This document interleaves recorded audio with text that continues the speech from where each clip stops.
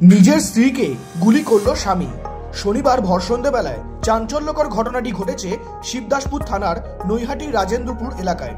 গুলিকাণ্ডে অভিযুক্ত স্বামী মহেন্দ্র প্রতাপ ঘোষকে গ্রেফতার করেছে শিবদাসপুর থানার পুলিশ। গুলিবিদ্ধ হয়ে হাসপাতালে চিকিৎসাধীন ধৃতের স্ত্রী চন্দ্রলেখা ঘোষ। কি কারণে স্ত্রীকে গুলি চালালো মহেন্দ্র প্রতাপ তা অবশ্য এখনো জানা যায়নি। তবে অভিযুক্ত কোথা থেকে আগ্নেয়াস্ত্র পেল তা খতিয়ে দেখছে পুলিশ। বিষয়টি নিয়ে অভিযুক্তর কাকা বাবলু ঘোষ জানান,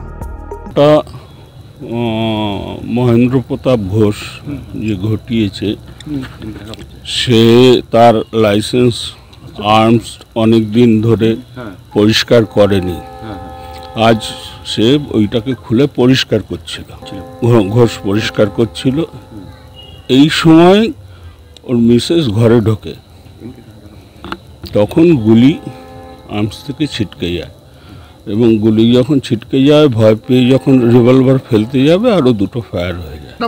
তিনটে ফায়ার হয়েছে, একটা পায়ে লেগেছে, একটা হাতে লেগেছে, একটা বুকের দিকে। গুলি অন্য দিকে গেছে কিন্তু গুলি তির্যকভাবে এসে ওখানে গুলি ছিল কোনো অল্প লাভ সেটা আমরা জানি না। আমরা পাশের বাড়ি থাকি, ও ওর ঘরে থাকে। ব্যুরো রিপোর্ট, নজরে বাংলা।